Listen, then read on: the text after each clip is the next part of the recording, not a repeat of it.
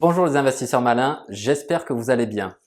Je suis très heureux de vous retrouver, en tout cas ça faisait plus de 2 mois que j'avais pas eu l'occasion de faire de vidéos sur YouTube et pour autant la chaîne a continué à grossir, je vous remercie de votre fidélité et j'ai vraiment à cœur encore en 2021 de continuer à vous produire de temps en temps du contenu.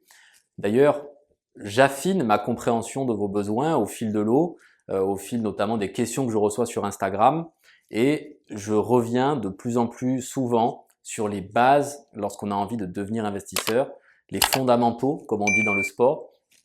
Et aujourd'hui en particulier, nous allons voir les principaux acronymes en immobilier si on a envie d'être un investisseur crédible, notamment lorsqu'on se retrouve face à un banquier, face à un autre investisseur, face à un notaire. Il y a des acronymes qui sont évidents pour tous ces professionnels et si on ne les connaît pas, eh ben, on prend le risque de passer pour quelqu'un qui vraiment n'y connaît pas grand-chose. Donc, on va remédier à ça dans cette vidéo. Et pour ceux qui nous ont rejoints justement pendant cette période d'absence où j'ai pas eu l'occasion de produire des vidéos, je me présente quand même en 30 secondes. Je suis Jérémy Barré, je suis investisseur. Je suis aussi un professionnel du conseil en investissement. J'ai toutes mes habilitations pour pouvoir, en tant que cabinet de conseil, réaliser des prestations de conseil en fiscalité, de conseil en investissement. Je suis aussi auteur et ça aussi je vous remercie pour tous ceux qui chaque jour sur les réseaux m'envoient des petits mails, des petits messages pour me dire qu'ils ont apprécié mon livre. Je le ferai apparaître là sur la vidéo pour ceux qui n'en ont jamais entendu parler. Le livre s'intitule « Gagner sa liberté financière et choisir sa vie ». Donc c'est un livre qui n'est pas forcément un livre très technique, mais au contraire qui permet de se préparer mentalement à réaliser de belles choses en tant qu'investisseur ou entrepreneur. Voilà, je ferme cette parenthèse et c'est parti, je rentre dans ce sujet qui, je le sais, vous intéresse puisque j'ai réalisé un post sur le sujet sur Instagram et ça a suscité de nombreuses réactions et beaucoup ont enregistré en fait le post. Donc je me suis dit, pourquoi pas en faire une vidéo puisque je vois que ça correspond à une vraie demande. Juste pour rire et vous chauffer un peu, je vais vous faire une phrase telle qu'on peut en entendre quand on a une discussion entre investisseurs. Allez, c'est parti. Fais gaffe, hein, parce que si tu transformes ta RP en investissement locatif pour en faire de la LCD, il faudra que tu penses à t'enregistrer au greffe. Il faudra aussi faire attention parce que tu vas déclencher une CFE. Et n'oublie pas qu'il faudra déclarer tes revenus en BIC. Fais attention aussi au seuil entre le LMNP et le LMP. Et sache que si tu réalises des bénéfices, il faudra bien que tu penses à t'inscrire au CGA, sinon ton bénéfice risque d'être majoré de 25%. Tout ceci sera bien sûr taxé dans l'IRPP. Et bien sûr, il faudra que tu subisses les contributions sociales. CSG, CRDS. J'espère que ce petit exercice improvisé t'aura plu. Alors oui, je sais, j'ai changé de tenue, parce que pour tout te dire, j'arrive même pas à finir une vidéo de 3 minutes, je suis tout le temps interrompu, et finalement, j'ai pas pu finir hier, donc je termine aujourd'hui avec une autre chemise bleue. Voilà. Alors, revenons sur cette phrase que j'ai prise volontairement en exemple, et revenons notamment sur les différents acronymes pour faire un peu de définition. Donc RP, résidence principale, ça c'est commun, je pense que la plupart d'entre vous l'avez quand même compris. Ensuite, je reviens sur le statut du LMP, LMNP, donc le statut du loueur meublé non professionnel ou du loueur meublé professionnel. Là aussi, hein, je refais pas toute la définition. D'ailleurs, sur cette page, il y a des vidéos dédiées à ce statut qui, comme tu le sais, est selon moi le statut qui est le plus intéressant pour démarrer dans l'investissement locatif en immobilier. D'ailleurs, je crois que c'est comme ça que s'appelle la vidéo. C'est le meilleur régime pour démarrer dans l'investissement locatif. Ensuite, on parle souvent entre investisseurs de LCD pour faire référence à la location courte durée, ce qui n'est pas tout à fait la même chose que la location saisonnière, mais on s'en approche. Et en général, lorsqu'on fait de la location courte durée, le plus souvent, on fait de la location qui est meublée pour que les gens qui puissent, que les gens qui viennent loger dans le logement, bien sûr, profitent de toutes les installations et de tous les meubles qui sont déjà présents dans le logement. Ensuite, j'ai aussi dans la phrase évoqué la TMI. Donc on parle, TMI d'ailleurs peut vouloir dire le taux marginal d'imposition ou la tranche marginale d'imposition, c'est pour ça que des fois on dit le ou la en fonction. Là ici je t'ai dit la tranche marginale d'imposition. Là aussi il y a une vidéo qui est dédiée à ça. C'est un sujet extrêmement important de comprendre comment fonctionne l'impôt sur le revenu pour savoir à quelle sauce on va se faire manger lorsqu'on a des revenus supplémentaires, notamment venant d'investissements divers et variés. Donc la tranche marginale d'imposition, pour la petite histoire, ceux qui avaient vu cette première vidéo, j'avais raconté que pour moi à chaque fois ça me fait sourire, puisque ça fait appel à un lointain souvenir quand j'étais étudiant en fiscalité, et quand un prof avait demandé ce que voulait dire la TMI, un élève avait répondu « ta mère les impôts », et ça m'avait fait beaucoup rire, et j'avais réutilisé ça dans une histoire. Ensuite, l'impôt sur le revenu, souvent on parle de l'IR, vous le verrez ou vous l'entendrez, l'IR, et parfois on entend même IRPP.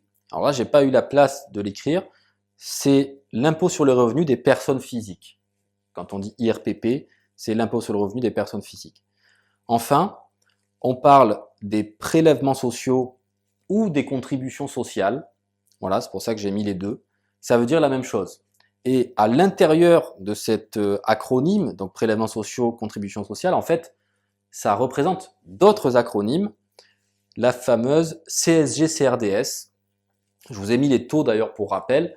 Quand on parle des prélèvements sociaux, c'est un taux d'imposition de 17,2% qui s'ajoute à votre taux d'imposition marginal sur les revenus que vous percevez, notamment lorsque ce sont des revenus locatifs, des bénéfices. Et ces 17,2, ils sont ventilés justement entre une CSG, alors la CSG ça veut dire la contribution sociale généralisée, probablement une des plus grosses arnaques de ces 50 dernières années, mais je ne te fais pas non plus un cours d'histoire sur cette contribution qui était censée être temporaire dans les années 90 pour combler le trou de la Sécu, qui à l'époque, je crois, avait été créé à un taux de 0,5, ça devait être temporaire. Aujourd'hui, on est à 17,2, 30 ans plus tard. Donc très sympa. 9,20% pour la contribution sociale généralisée, 0,5% pour ce qu'on appelle la CRDS, donc ça veut dire la contribution au remboursement de la dette sociale, qui évidemment n'est toujours pas remboursée. Et comme tout ça ne suffisait pas, en fait ils nous ont ajouté un taux de 7,5, qui est ce qu'on appelle le prélèvement de solidarité, qui de mémoire contribue à financer le RSA, encore un autre acronyme, je ne sais même plus ce que ça veut dire, le RSA, ça doit être revenu social quelque chose. Bon, bref. En tout cas, ça coûte très cher et il ne faut pas l'oublier dans ces calculs lorsqu'on investit. Ensuite, je vous ai parlé du CGA. Le CGA, c'est le centre de gestion agréé qui est, enfin, en tout cas, auquel il est recommandé d'adhérer, notamment lorsque vous faites de la location meublée, puisque sinon, votre bénéfice, si vous en avez un, serait alors majoré de 25% si vous n'adhérez pas à un CGA.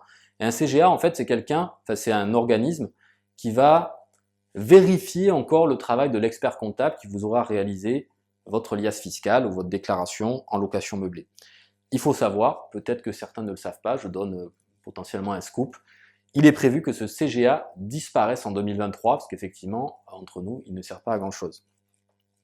Et enfin, la CFE, là aussi un piège, puisque parfois on peut utiliser le même sigle pour finalement vouloir dire deux choses très différentes.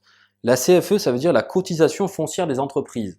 Ça aussi une belle arnaque qui, en fait, on nous avait annoncé il y a quelques années la suppression de ce qu'on appelle la taxe professionnelle.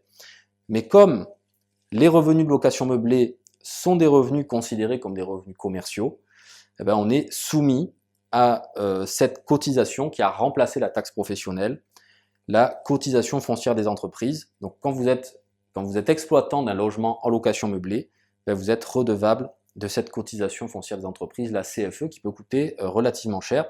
C'est un peu comme si vous payez 2 fois la taxe foncière, parce qu'évidemment, ça ne vous empêchera pas de payer la taxe foncière en plus de cette CFE. Et puis vous le voyez tout en bas, ça peut vouloir dire autre chose, ça peut vouloir dire le centre de formalité des entreprises. Et il arrive qu'on utilise aussi ce terme CFE pour parler de location meublée, puisque lorsqu'on démarre une activité de location meublée, il faut s'enregistrer dans ce qu'on appelle un greffe du tribunal de commerce pour déclarer son activité de loueur meublé. Et parfois on dit que le greffe, c'est un CFE, c'est-à-dire que c'est un centre de formalité des entreprises. C'est le centre dans lequel on va déclarer, accomplir la formalité pour démarrer cette activité commerciale. Et du coup, j'en reviens au dernier acronyme et sigle que j'ai utilisé dans cette phrase, c'est les BIC ou les BIC.